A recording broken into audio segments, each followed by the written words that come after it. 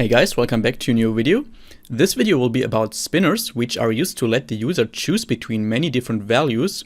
And the behavior of a spinner is the same as for a radio group, but if you have a lot of different values like countries or months, then a radio group would be a bad choice because every radio button would take up space on your screen.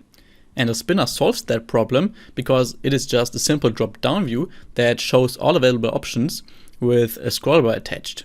And I want to make a spinner here that shows all the months from January to December. And if we know the values already, like we do here, we know all the months, then we should use a string array that we declare in the strings.xml file to reduce boilerplate code.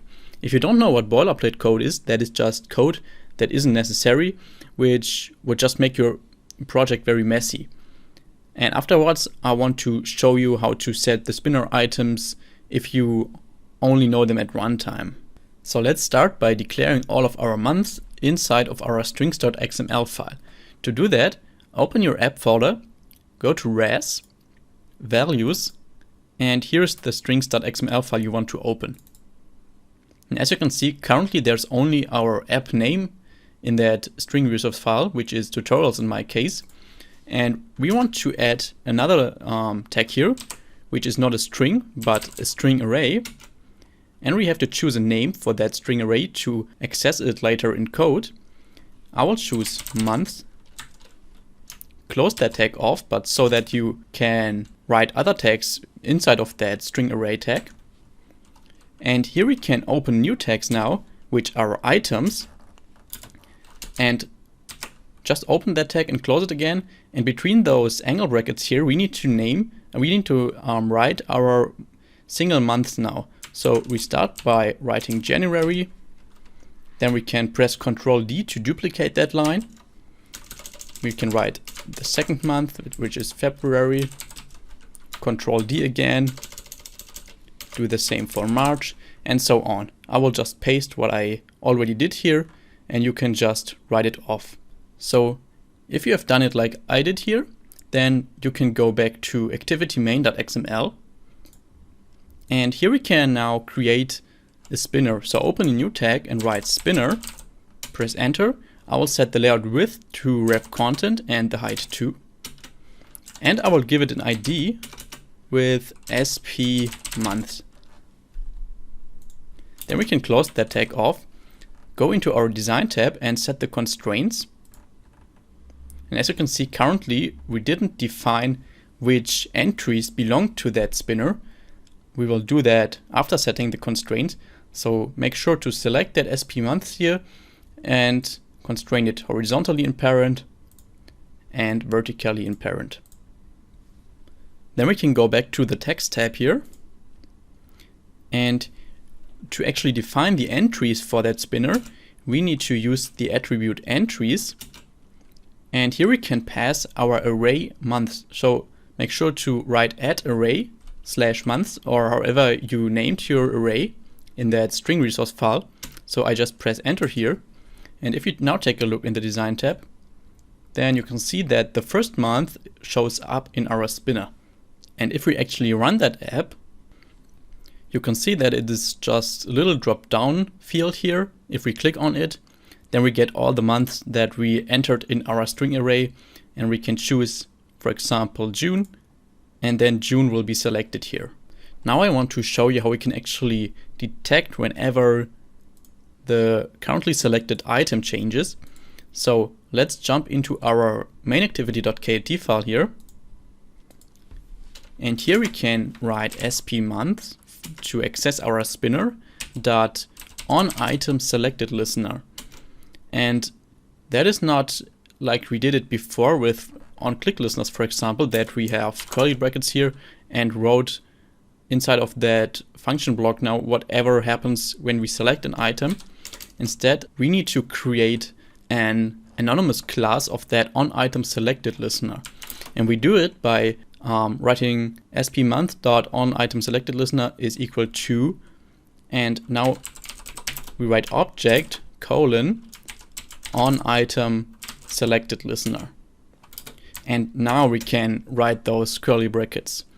So we created an anonymous class here, and you can see that object is underlined in red, and that is because we have to implement the functions that are defined in that onItemSelectedListener. We do it by pressing Ctrl+I, and then we make sure that we select both of these options. So just hold down Shift and select both of them and click OK. And then Android Studio will automatically insert those functions and our error is gone. Make sure to remove those to-do statements here. And as you can see, there are two functions that belong to such an onItemSelectedListener.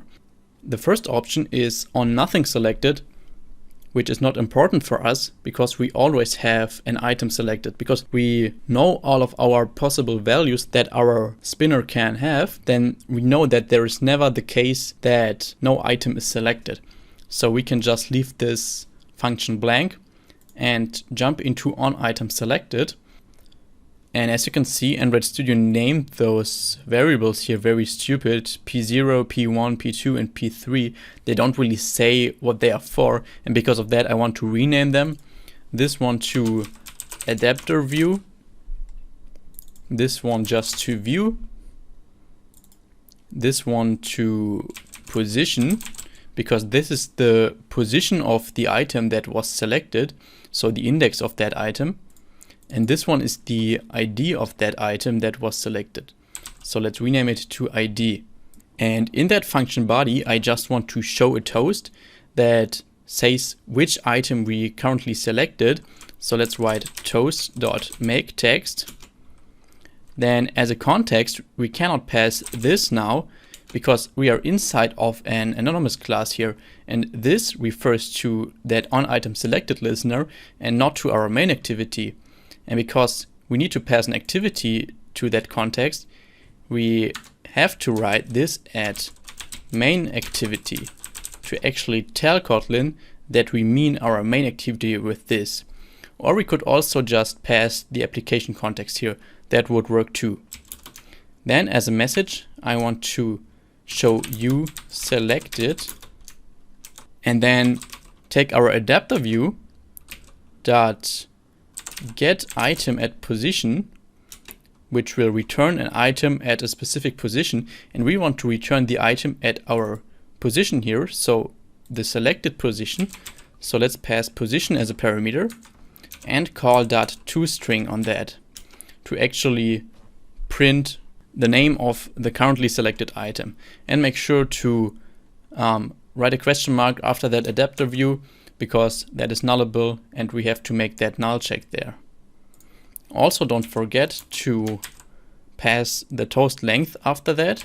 So toast.length, I will set it to long here and call .show afterwards. Then I will make a line break here to make this a little bit more readable here too, and then we're fine to go.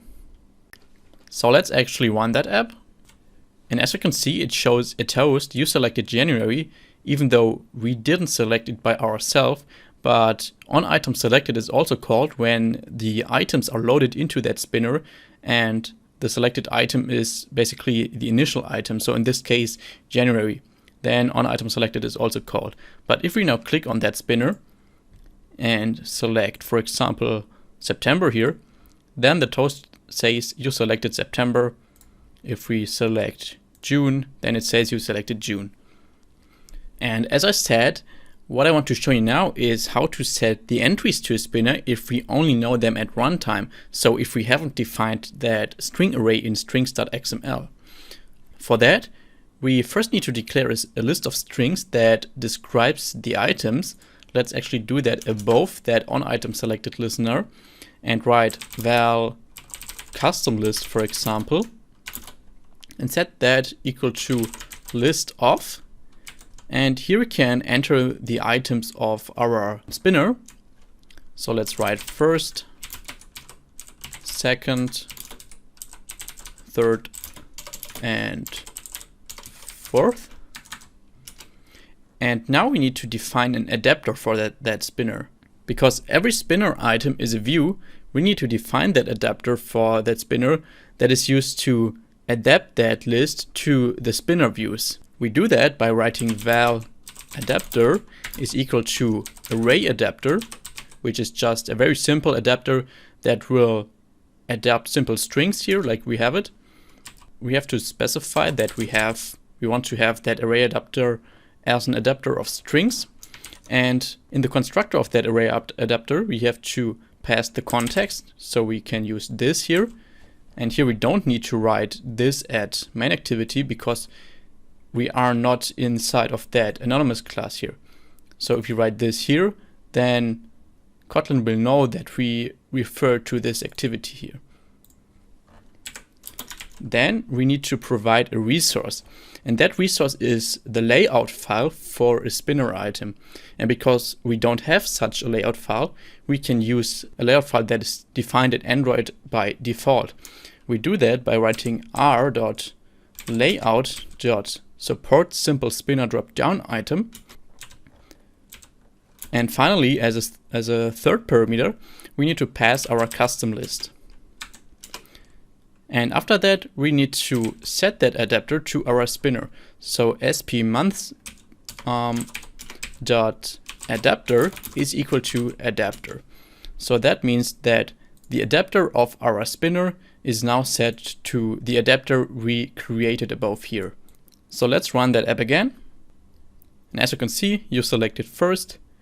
If we select another item here, you can see all the items that we defined in our list. Third, for example, then it says you selected third, you selected second, and so on. It just works fine. So I hope this video was helpful for you. If so, please leave a like and comment below. Also, if there is anything I can improve on, then please tell me that in the comments. That would be really helpful for me. Have a good day. See you in the next video. Bye bye.